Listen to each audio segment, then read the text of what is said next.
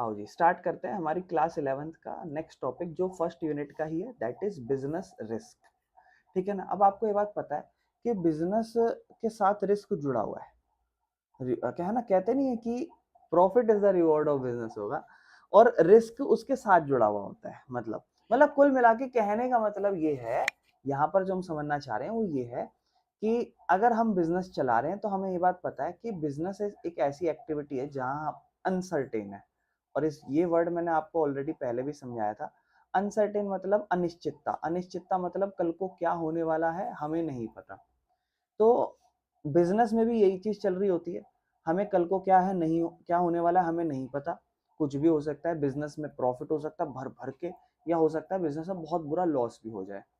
तो ऐसे कौन से बिजनेस रिस्क हैं या बिजनेस रिस्क को कैसे बचाया जाए या कौन कौन से फैक्टर हैं जिनसे हमारे बिजनेस को नुकसान हो सकता है, उन सभी के बारे में हम इस टॉपिक पे बात करेंगे। तो सबसे पहले हम समझते हैं कि बिजनेस रिस्क होता क्या है।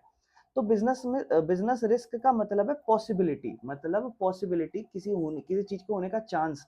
जो बिजनेस क्या क्या पॉसिबिलिटी कि बिजनेस लॉस फेस करे या फिर जो वो प्रॉफिट अर्न करना चाहता था वो ना कमा पाए। फॉर एग्जाम्पल आपका टारगेट है 50,000 प्रॉफिट कमाने का, ठीक है ना, कि यार इस साल तो इतना कमाऊंगा ही।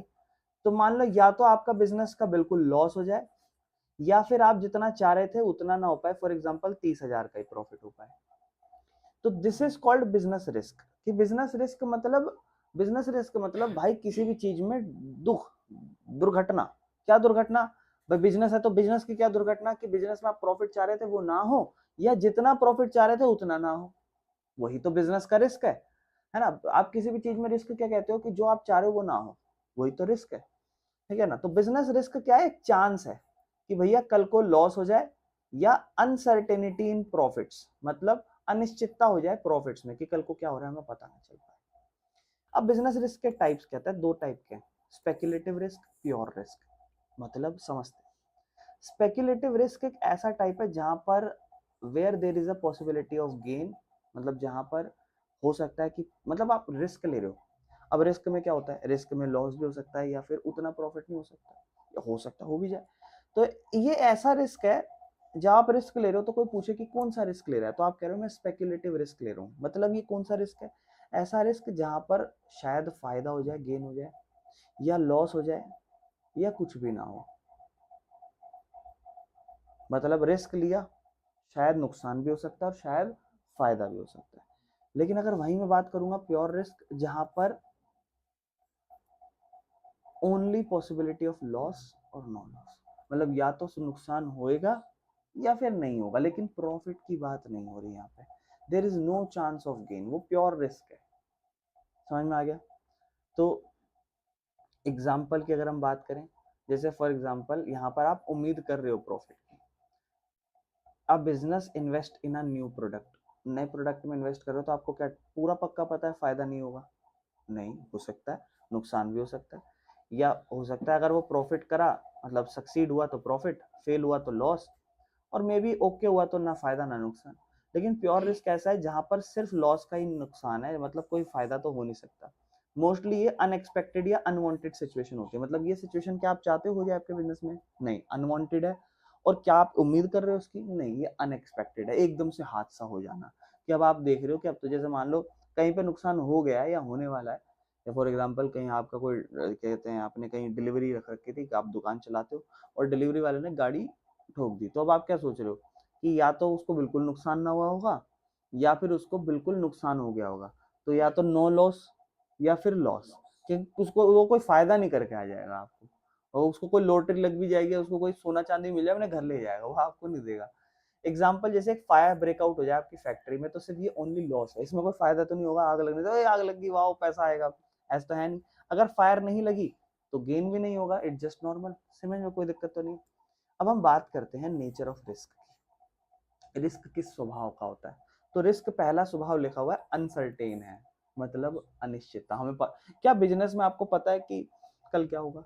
नहीं। तो बिजनेस रिस्क जो है ना वो अनसर्टेन है, मतलब आप कभी भी फ्यूचर को प्रिडिक्ट नहीं कर सकते, हमेशा अनप्रिडिक्टेबल है। एक बिजनेस को कभी नहीं पता क्या होगा इन फ्यूचर में, प्रॉफिट होगा या लॉस होगा। एग्जांपल, एक कंपनी है, उसने एक्सपेक्ट करी अपनी हाई सेल दिवाली के टाइम पे, बट नए कॉम्पिटिटर की वजह से सेल गिर गई। तो ये अनसर्टेनिटी होगी ना, आपको पता ही नहीं था मार्केट में कोई और भी एंटर करने वाला है नहीं करने वाला, वो एंटर कर गया, आपका नुकसान हो गया। Business risk come because of uncertain situation.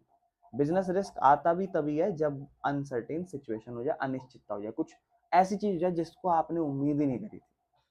समझ में आया? तो बिजनेस रिस्क पहला क्या है? अनसर्टेन, अनसर्टेन है, अनिश्चितताओं से भरा हुआ है।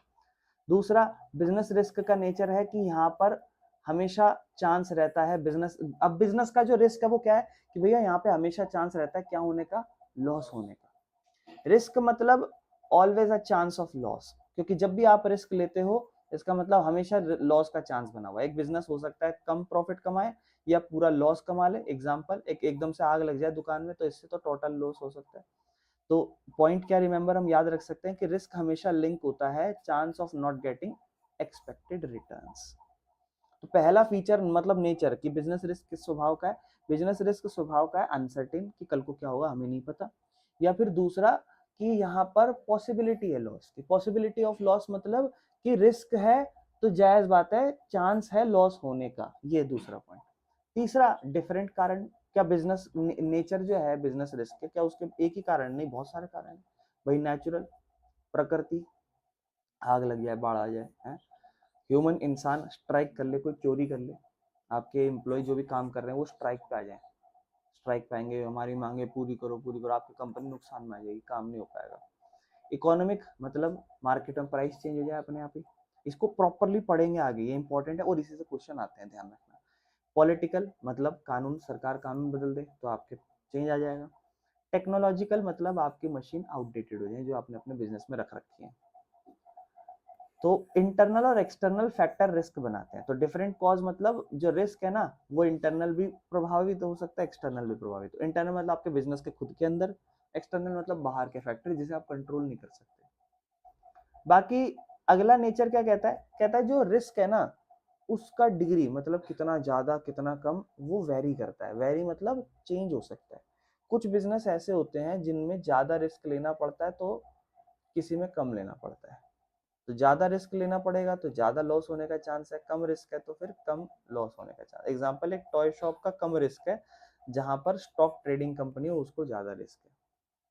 भाई कोई खिलौने की दुकान लगा रहा है उसको रिस्क ज्यादा नहीं है, बिकेगा तो ठीक है, मोस्टली चांस है बिक जाएगा। और जो स्टॉक स्टॉक ट्रेडिंग कंपनी है, स्टॉक कभी नीचे जाता है कभी ऊपर जाता है, कभी नीचे जाता है कभी ऊपर जाता है, प्राइस शेयर की वैल्यू, तो वहां ज्यादा रिस्क होता है। ठीक है ना? तो रिस्क लेवल जो है ना वो डिपेंड करता है किस प्रकार का बिजनेस आपका है। उसके बाद हम अगला अगला नेचर बात करें कि profit is the reward of the risk. हाँ ये था, profit is the reward of business नहीं था, profit is the reward of risk. मतलब भाई रिस्क लोगे तभी क्या होगा? प्रॉफिट होगा, क्योंकि अगर रिस्क नहीं लोगे तो प्रॉफिट नहीं होगा। बिजनेस रिस्क लेता है प्रॉफिट कमाने के लिए, जितना ज्यादा रिस्क लोगे उतना ज्यादा प्रॉफिट होगा। इसलिए कहा जाता है कि अगर रिस्क नहीं है तो फायदा नहीं है। तो प्रॉफिट हमेशा रिवॉर्ड होता है, बिजनेस को हमेशा रिस्क लेना ही पड़ेगा तभी मिलेगा। ठीक है ना? कोई दिक्कत तो नहीं है। ये नेचर है कि बिजनेस रिस्क किस स्वभाव का? अनसर्टेन है। अनसर्टेन के बाद यहाँ पे पॉसिबिलिटी रहती है लॉस होने की, अलग अलग कारण रहते हैं बिजनेस रिस्क के। डिग्री ऑफ रिस्क मतलब कि क्या कहते हैं, जितना बिजनेस वैसा, जिस जिस टाइप का बिजनेस उस टाइप का रिस्क। और अगला की प्रॉफिट रिवॉर्ड है रिस्क का। इसके बाद बिजनेस रिस्क होने के कारण क्या होते हैं? ऐसे क्या कारण है जिससे बिजनेस रिस्क होता है? कह रहा 5 मेन टाइप है। सबसे पहला प्राकृतिक कारण, बाढ़ आ जाए, अर्थक्वेक आ जाए, बाढ़ आ जाए, स्टॉर्म हो जाए, आग लग जाए, सूखा पड़ जाए। इन सब केस में ये इवेंट आपकी प्रोडक्शन रोक देते हैं, माल बनाने को रोक देते हैं, आपके गुड्स को डिस्ट्रॉय कर देते हैं और कभी कभी हैवी लॉस भी हो जाता है। क्या बिजनेस का कोई कंट्रोल है प्रकृति पर? क्या आप इसे रोक सकते हो? नहीं। तो ये एक तरीके से आप ऐसा भी कह सकते हो, ये एक्सटर्नल फैक्टर्स हैं। कौन से फैक्टर है? एक्सटर्नल। आपका इन पे कोई कंट्रोल नहीं है। इंटरनल जो आपके खुद के बिजनेस के अंदर हो रहे हो, ये बिजनेस के बाहर है। ह्यूमन, इंसान भी बहुत बड़ा कारण है। कौन कौन इंसान में? आपके वर्कर स्ट्राइक कर ले, हैं? अब देखो ये हो सकता है ह्यूमन जानबूझ के भी करे या अनइंटेंशनल जानबूझ के भी ना हो। स्ट्राइक कर रहे हो वर्कर्स, या चोरी हो जाए तो चोरी इंटेंशनल हो गया, स्ट्राइक करना भी इंटेंशनल ही है, बट वो चाहते नहीं आपका बिजनेस का रिस्क, वो तो अपना भला चाहते हैं। या फिर केयरलेस और मिस्टेक कर दी। अब मिस्टेक जानबूझ के नहीं करता इंसान, अनइंटेंशनल है, लेकिन नुकसान हो सकता है ना। फ्रॉड या चीटिंग हो जाए। नेग्लिजेंस इन वर्क, मतलब बंदा काम ही ना करे, बस नाम का बैठा हुआ है और आपका बिजनेस धड़ धड़ धड़ धड़ नुकसान हो गया। तो ये इंसानी कारण है। एक्सटर्नल है या इंटरनल है? इसमें कुछ इंटरनल भी हो जाते हैं और कुछ एक्सटर्नल भी हो जाते हैं, ठीक है, क्योंकि चोरी एक्सटर्नल और बाहर का बंदा कर रहा है, लेकिन आपका खुद का जो वर्कर है या कुछ भी है, आपका खुद का बंदा, वो तो इंटरनल होगा कि नहीं होगा। तो ये एम्प्लॉइज, कस्टमर या कोई और इन्वॉल्व हो सकता है इन बिजनेस में, इनको काम का। तीसरा होता है इकोनॉमिक कारण। मैं आपको बोलता हूँ इससे क्वेश्चन आते हैं, और ध्यान रखना ये रिलेटेड है आपकी इकोनॉमी, जो आपका बाहर है। अब देखो, अभी आपने इकोनॉमी पढ़नी स्टार्ट नहीं करी, तो मे भी हो सकता है आपको इकोनॉमी का बहुत अच्छा मतलब ना पता हो कि इकोनॉमी होती क्या है। लेकिन इकोनॉमी कुछ भी नहीं है, आपके आसपास जो भी रूल्स पॉलिसीज चल रही हैं, या मार्केट में जो भी पैसा डिमांड जो भी चल रहा है, वो सब इकोनॉमी है। अब इकोनॉमी में कैसे, जैसे मान लो सबसे बेस्ट डिमांड होती है ना, जो भी सामान आप बेच रहे हो उसकी डिमांड, मांग रखना मार्केट में कम हो जाए। लोग अब आपके प्रोडक्ट की डिमांड ही नहीं कर रहे, लोग आपके प्रोडक्ट की डिमांड ही नहीं कर रहे, तो इससे आपको रिस्क होगा, हाँ नुकसान हो जाएगा। या फिर कच्चा माल जो आप बनाते हो, जिससे आप फाइनल, अब जैसे हो गया गैस का प्रॉब्लम आ रहा है, अब बेस्ट एग्जांपल आप सोसाइटी में देखो क्या, कि लोगों ने अपने बाहर होटल ढाबों पे अपने सामान महंगे कर दिए, प्राइस क्यों महंगे कर दिए, क्योंकि उनका कच्चा माल महंगा पड़ रहा है, लागत महंगी पड़ रही है, और लागत से फिर फाइनल प्रोडक्ट महंगा हो जाएगा अपने आप ही, जायज बात है, क्योंकि उन्हें प्रॉफिट मार्जिन भी तो कमाना है। कोई भी आपको खिला रहा है तो वो अपना प्रॉफिट तो सोचेगा ही। तो increase in the price of raw material, इससे ये इकोनॉमिक चेंज है। अब आप देखो बेस्ट एग्जांपल दिख रहा है इस टाइम पे सिलेंडर, कि सिलेंडर, अब सिलेंडर ना सरकार कंट्रोल कर रही, इकोनॉमिक चेंज है, इकोनॉमी में बदलाव, आपके आसपास क्या बदलाव हो रहा है, समझ रहे हो। इन्फ्लेशन, महंगाई हो जाए, तो महंगाई से प्राइस बढ़ जाता है, तो एक नुकसान है। इन्फ्लेशन मतलब महंगाई होता है, इन्फ्लेशन का मतलब महंगाई। रिसेशन इसी का अपोजिट होता है, आपकी इकोनॉमी स्लो हो जाए, बिल्कुल कोई पैसा ही ना खर्च करना चाहता हो, सब अपनी जेब में पैसा रखना चाहते हैं कि कल को कोई नुकसान होने वाला है, या कुछ भी हो सकता है, क्या क्या क्या कारण है, बहुत सारे। इसे कहते हैं रिसेशन, कटौती का टाइम, समझ रहे हो, लोग इस टाइम पे पैसा नहीं खर्च करना चाहते अपनी जेब से। तो इस केस में भी आप देखोगे इकोनॉमिक प्रभावित है, आपका बिजनेस में फिर खर्चा नहीं होगा। दूसरा, इंटरेस्ट रेट या टैक्स, मैंने बीच में आपको थोड़ा आरबीआई का हिसाब किताब समझाया था, जब आप थोड़ी 10वीं पढ़ा रहा था मैं आपको, तो वो ये वाला हिसाब किताब है कभी कभी। या फिर टैक्स, मान लो सरकार ने टैक्स या इंटरेस्ट रेट में प्रभाव डाल दिया, मतलब इंटरेस्ट रेट महंगा हो गया तो लोग नहीं लोन ले पाएंगे, तो फिर मार्केट में ज्यादा खर्च नहीं करेंगे, तो फिर वो इकोनॉमिक कारण है, डिमांड कम हो जाएगी, कोई लोग आपका सामान नहीं खरीदेंगे। तो इकोनॉमिक कंडीशन बड़े ही क्विकली चेंज कर सकती हैं और अनसर्टेनिटी और रिस्क बना सकती है। पॉलिटिकल फैक्टर्स, सरकारी कारण, पॉलिटिकल, राजनीतिक, राजनीतिक में क्या, भाई मान लो कानून बदल दो या पॉलिसी बदल दो। अब जब कानून बदल दोगे तो क्या बिजनेस को नुकसान होगा? हाँ, क्यों? भाई हो सकता है नए कानून के हिसाब से आपका माल बहुत ज्यादा महंगा पड़ जाए या सस्ता पड़ जाए। इंक्रीज इन टैक्स और ड्यूटी, सरकार जब पॉलिसी बनाएगी तो जायज बात है टैक्स ही तो बढ़ाएगी या टैक्स कम कर देगी। या जो माल आप आज तक बनाते थे, सरकार उस पर बैन लगा दे, बोले अब नहीं बेच सकता, आपका तो पूरा बिजनेस खत्म हो जाएगा भाई, है। या फिर मान लो लड़ाई हो जाए किसी दूसरे देश के साथ, या दंगे हो जाए आपके खुद के देश के अंदर, या राजनीतिक तौर पर सरकार स्टेबल ना हो, मतलब सरकार बिखरने लग जाए, कभी गिरता है, कभी नई सरकार आ रही, कभी गिर रही है, कभी नई सरकार, हालांकि इंडिया में ऐसा नहीं होता, लेकिन गिर रही है नई सरकार आ रही, गिर रही है नई सरकार आ रही, तो इनस्टेबिलिटी हो गई, राजनीतिक तौर पर चीजें सही नहीं जा रही, तो इससे आपके बिजनेस पे अफेक्ट पड़ सकता है। ये जो डिसीजंस हैं, ये आपके इंपोर्ट एक्सपोर्ट, बाहर से सामान ले रहे हो, दे रहे हो, या आपके पूरे बिजनेस ऑपरेशंस पे प्रभाव डाल सकते हैं। और बाकी कारण हो सकते हैं टेक्नोलॉजिकल चेंजेस, तकनीकी बदलाव। तकनीकी बदलाव मतलब, भाई मान लो फॉर एग्जांपल आप जो माल बना रहे हो, अब वो नई टेक्नोलॉजी से बनने लग गया और आपके पास मशीन नहीं है, तो आपकी डिमांड अपने आप कम हो जाएगी, क्योंकि आप, अगर मान लो फॉर एग्जांपल आप जो माल बना के बेचते थे इस मशीन का इस्तेमाल करके 10 रुपए का बना के बेचते थे, नई मशीन आई, अब उससे माल जो है ना वो 8 रुपए में बन जाता है, तो दुनिया आपके नहीं खरीदेगी, वो नई मशीन खरीदेगी, नई मशीन का माल खरीदेगी। या फिर मशीन ब्रेक डाउन हो जाए, मतलब अदर कारण, आप मशीन से सामान बनाते हो, आज आपकी मशीन खराब हो जाए, अब आपकी मशीन खराब हो गई, तो ये अदर कारण है कि नहीं है। या फिर कंप्यूटर या सॉफ्टवेयर फेल हो जाए आपका, आप सामान बना रहे हो, सॉफ्टवेयर आपका है कुछ भी, वो फेल हो जाए। या फिर एकदम से नया कॉम्पिटिटर मार्केट में आ जाए। या फिर फैशन या ट्रेंड ही बदल जाए, जो आज तक बिक रहा था, आप सामान बेच रहे थे, वो वही चेंज हो जाए। तो ये अनएक्सपेक्टेड इवेंट हैं जो लॉस या आपका प्रॉफिट कम कर सकते हैं। फिर इससे कैसे डील करें, कैसे लड़ें? तो एक बिजनेस को आप, एक ऑब्वियस सी बात है, देखो एक बिजनेस कभी भी रिस्क अपना खत्म नहीं कर सकता, बिकॉज आप ऐसा कह ही नहीं सकते कि मुझे तो कोई रिस्क ही नहीं है बिजनेस का, मैं बिजनेस चला रहा हूँ बड़ा स्मूथली, कोई रिस्क ही नहीं है। कल क्या हो जाए कुछ नहीं पता, क्योंकि बिजनेस तो है ही अनसर्टेन, कल को क्या नई प्रॉब्लम आ जाए नहीं पता। लेकिन हाँ, बिजनेस रिस्क के लिए अगर आप पहले से ही प्रिपेयर हो तो आप बिजनेस रिस्क को कम कर सकते हो। चांस रिस्क होने, अब आपको पता है कि आप ये चीज खाने से हेल्थ अफेक्ट होगी, लेकिन आपका मन भी है तो आप एक लिमिट में खाओगे या फिर आप नहीं खाओगे, आपको पता ही नहीं होगा तो खाते जाओगे ना। तो कुछ इंपॉर्टेंट तरीके हैं जिससे हम बिजनेस रिस्क को डील कर सकते हैं। सबसे पहला पॉइंट क्या करेंगे, रिस्क को आइडेंटिफाई करेंगे। अगर मेरी दुकान कहीं खराब जगह है तो मैं पता लगाऊंगा क्या ये लोकेशन सही है, क्या यहाँ बाढ़ तो नहीं आ जाती, भूकंप तो नहीं आ जाता, या मैं जहाँ बिजनेस में दुकान लगा के बैठा हूँ यहाँ माल ही नहीं बिकेगा, तो क्या मुझे यहाँ पे दुकान लगानी चाहिए नहीं लगानी चाहिए।